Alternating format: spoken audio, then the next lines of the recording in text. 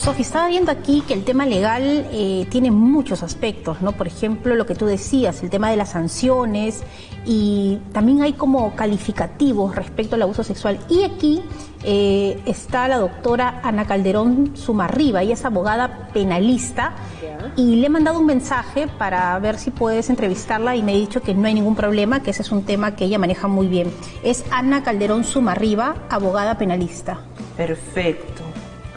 Qué bien, entonces con ella abordo este tema porque además hay variantes, ¿no? Si la violación es a un menor de 14 años, si es entre 14 y menor de 18, el abuso sexual puede ser desde tocamientos indebidos hasta violación sexual, entonces hay mucho que hablar. Y la prescripción, ¿no? Si esto prescribe o no, también sería bueno saberlo, ¿no? Así es, entonces con ella me está esperando. Sí, ella te está esperando, yo como siempre te voy a mandar ahorita la ubicación.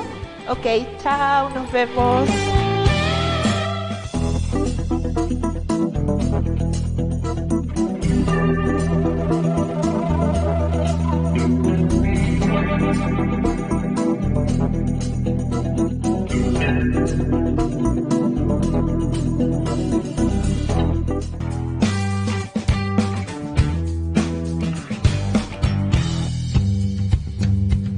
¿Qué tal, doctora Anita Calderón? Bienvenida a Caso por Caso. Para nosotras es muy importante conversar con usted sobre un tema tan delicado como es el abuso sexual a niños y niñas. ¿Qué tal? Bienvenida. Muchas gracias, Sofía.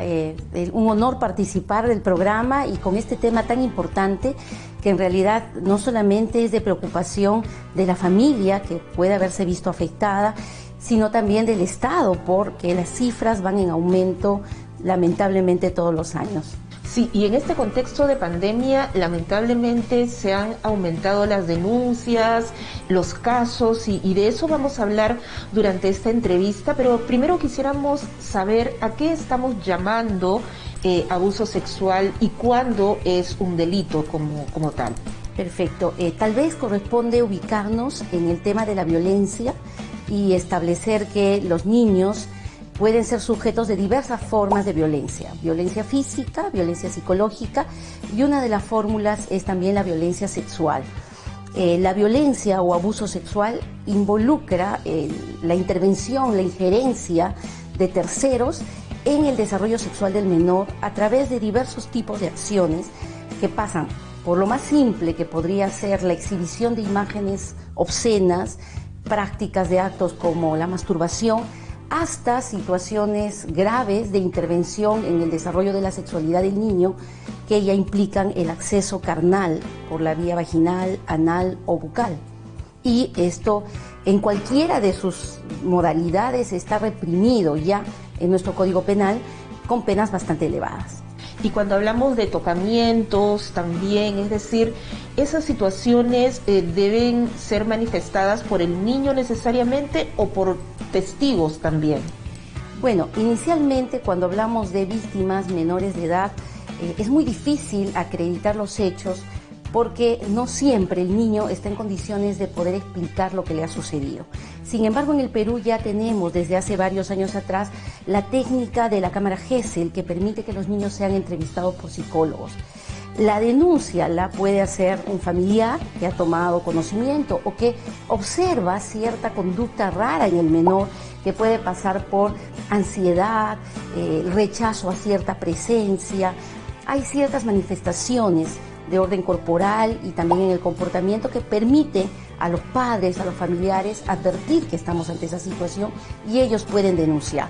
Sin embargo, la ley que tenemos de violencia contra la mujer e integrantes del grupo familiar, la 30.364, hoy día empodera a los menores para que ellos también, si es que ya tienen las posibilidades de manifestarse, puedan llegar a la autoridad y denunciar estos hechos.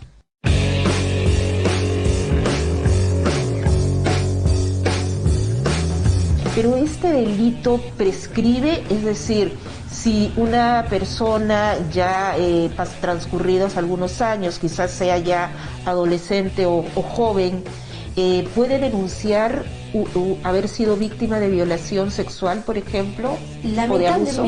Lamentablemente, estos delitos han comenzado a tener cierta connotación en los últimos años. Así es. Y la atención del Estado también. Entonces, existía la prescripción. Recientemente, estamos hablando de una norma del año 2018, ha incorporado para delitos sexuales, ojo, contra todo tipo de víctimas, no solamente menores, la posibilidad de la imprescriptibilidad, pero eso rige del 2018 en adelante, no para casos anteriores. Entonces puede haber transcurrido ya un buen tiempo desde que se produjo el hecho y puede que no le alcance esta modificatoria. Ahora, lamentablemente, y este es un consejo que hay que dar a quienes están, digamos, en esta situación, es importante que en los delitos sexuales la denuncia sea inmediata y que no dejemos transcurrir mucho tiempo. No tanto por el tema de la prescripción, Sofía, sino por el hecho de que van desvaneciéndose las pruebas y cuanto más tiempo transcurra va a ser más difícil demostrar este tipo de situaciones. Muy bien, doctora Calderón, muchas gracias. Vamos a seguir conversando con la doctora, sin duda, pero tenemos que hacer una pausa y volvemos con más detalles. Por ejemplo, qué hacer para denunciar, cuál es el proceso, todo esto luego de la pausa. La prueba más importante en un caso de violación hoy es la declaración de la víctima. La declaración de la víctima. Nuestra Corte Suprema emitió hace unos años atrás, en el año 2005, un acuerdo plenario en el que establece criterios de validez y de valoración de la declaración de la víctima. Estamos viendo Caso por Caso.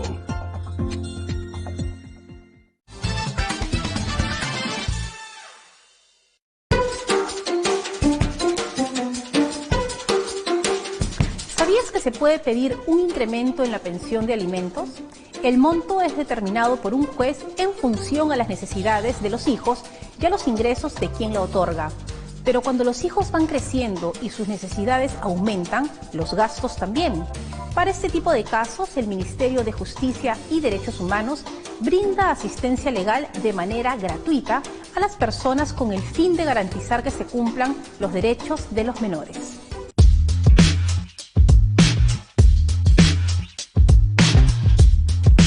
Seguimos con la doctora Anita Calderón. Antes de la pausa estábamos hablando sobre las manifestaciones del abuso sexual y sobre lo importante que es denunciar sin esperar mucho tiempo. Sabemos que las circunstancias también son distintas, ¿no, doctora Calderón? Es complejo hablar de abuso sexual y de los procesos que personalmente se pueden vivir. Así es. Tenemos lamentablemente esta dificultad que ya la pandemia ha establecido de comunicación. Sin embargo, se han abierto diversas puertas para la denuncia.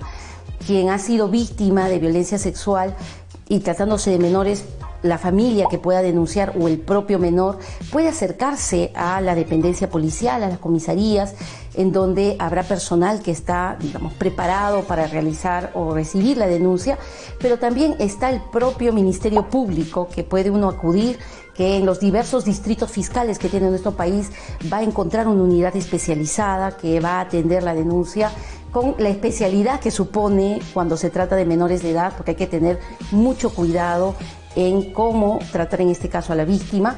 Y aparte de ello tenemos el Poder Judicial, que en los lugares más lejanos de nuestro país, en los centros poblados, podemos acudir ante los jueces de paz y los jueces de paz letrado que están habilitados para recibir denuncias de este tema. Y finalmente los centros de emergencia de mujer que están realizando una labor muy importante, y también el Ministerio de Justicia con algunas unidades de apoyo en esta materia donde podemos acudir. Fuera del sistema penal existe la posibilidad de que se conozcan los hechos a través de los centros de salud, los hospitales, las postas médicas, donde se puede tomar conocimiento de algún tipo de daño físico de esta naturaleza y donde el facultativo está obligado a comunicar a la autoridad. Lo mismo sucede con los centros educativos, que bueno, es una situación más difícil por este distanciamiento que tenemos hoy por la pandemia, ¿no? Este aislamiento. Esas son las posibilidades. No se necesita ir con abogado, no requiere que sea por abogado, puede ser por escrito, puede ser verbalmente. La recomendación pasa porque hay que contar los hechos tal como sucedieron, no perdiendo los detalles lo más pronto posible, porque hay que hacer exámenes médicos, hay que establecer exámenes psicológicos y, si es posible, no perder las evidencias del hecho. A veces la criatura está con algún tipo de traje, vestido, que hay que guardar, porque ahí podemos encontrar sangre, vello púbico o algún otro elemento que va a ser muy importante para identificar al agresor. Más allá de que si han transcurrido algunos días, semanas o meses, entiendo que el testimonio de la niña o del niño también es parte de la prueba que se tiene en consideración, ¿no? Así es, Sofía. La prueba más importante en un caso de violación hoy es la declaración de la víctima. La declaración de la víctima. Nuestra Corte Suprema emitió hace unos años atrás, en el año 2005, un acuerdo plenario en el que establece criterios de validez y de valoración de la declaración de la víctima. Entonces, hay toda una protección respecto a ella, a su identidad, se maneja una clave, está la cámara GESEL, donde tiene un contacto con un psicólogo, hay un acompañamiento de abogados que pueden ser gratuitos, tanto del Ministerio de Justicia como el Ministerio de la Mujer, y entonces, digamos que ha cambiado bastante de hace 2 décadas o 10 décadas, una década atrás, ha cambiado bastante el tratamiento a las víctimas, hay más cuidado.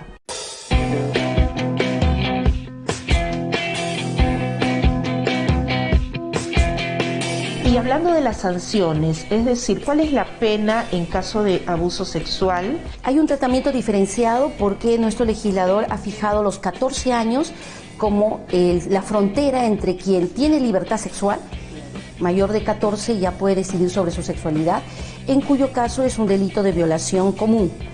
Pero si es menor de 14 años, entonces está en el 173 del Código Penal, y antes estaba estratificada la pena según la edad. Menores de 7 era cadena perpetua. Hoy día, por una modificación que se dio en el 2018, se establece cadena perpetua para todos los casos que sean violación sexual de menor de 14. Y además existe el llamado tocamiento indebido para menores de edad, que está en el artículo 176A del Código Penal, en donde se prevé actualmente una pena de 9 a 15 años de pena privativa de libertad efectiva. No hay consentimiento de una menor de 14 años. Creo que eso hay que dejarlo bien claro. Eso es fundamental, pues hay que dejar muy claro, y muy bien, Sofía, que lo remarquemos, de que el consentimiento solo será válido a partir de los 14 en adelante. Y siempre, ojo, siempre después de los 14 con una libertad plena, no personas en estado de ebriedad, no intoxicados, bajo situaciones de engaño, porque hay también un cambio de mentalidad en el tema de la libertad sexual y, lógicamente, la persona puede estar ebria y puede tener una relación sexual aún siendo mayor de edad. Muy bien, doctora Calderón, muy claro todo lo que nos ha compartido y muchas gracias por haber estado en Caso por Caso. Gracias, Sofía, gracias. Espero que a todos les sea de ayuda y, bueno, agradecer a todo el equipo por haberme permitido estar en esta entrevista. Muchas gracias.